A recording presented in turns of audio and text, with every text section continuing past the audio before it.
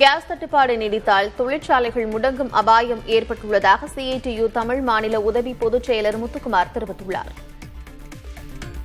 ஒவ்வொரு வேளையும் சாப்பிட வேண்டிய உணவுக்கான ஏற்பாடுதான் தொழிற்சாலை தொழிலாளிகள் இயங்குவதற்கு அடிப்படை. இந்த உணவு என்பது சில தொழிற்சாலைகளில் கேன்டீனில் நடக்குது, பலது கான்ட்ராக்டாக எடுத்துன்னு வராங்க. இது எல்லாமே கேஸ் இல்லை என்றால் எந்த உணவுப் பொருளும் தொழிற்சாலைகளுக்கு விநியோகம் செய்வதற்கான சங்கிலி அருந்து போய்விடும். உணவு இல்லை என்கிற போது தொழிற்சாலையில் உணவு இல்லாமல் தொழிலாளர்கள் வேலை செய்ய முடியாது. எனவே மிகப்பெரிய தட்டுப்பாடு ஏற்படும் என்கிற ஒரு அச்சம் ஏற்பட்டிருக்கிறது. தொழிற்சாலைக்குள்ளே வாகன உற்பத்திக்காக பொருள் உற்பத்திக்காக பயன்படுத்தக்கூடிய கேஸ் என்பது மிக முக்கியமானது.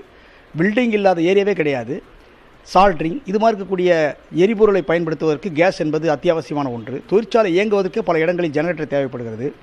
7 to 24/7 சொல்லுவாங்க. அதாவது முழு நாட்களும் இடைவெளி இல்லாமல் உற்பத்தி செய்யக்கூடிய தொழிற்சாலைகளுக்கு எரிபொருள் மிக மிக அத்தியாவசியமானது.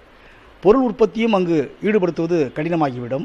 ஓஎம் கம்பெனியில் வரக்கூடிய பாதிப்பு ஒட்டுமொத்த பல்லாயிரக்கணக்கான தொழிற்சாலைகளுடைய வேலையை உற்பத்தி செய்ய முடிய நிலையை நோக்கி போகும். என்பிடி என்று சொல்லக்கூடிய உற்பத்தி இல்லாத தொழிற்சாலைகள் நாட்கள் என்கிற முறையில் அறிவிக்கப்படலாம் என்று அச்சப்படுகிறார்கள்.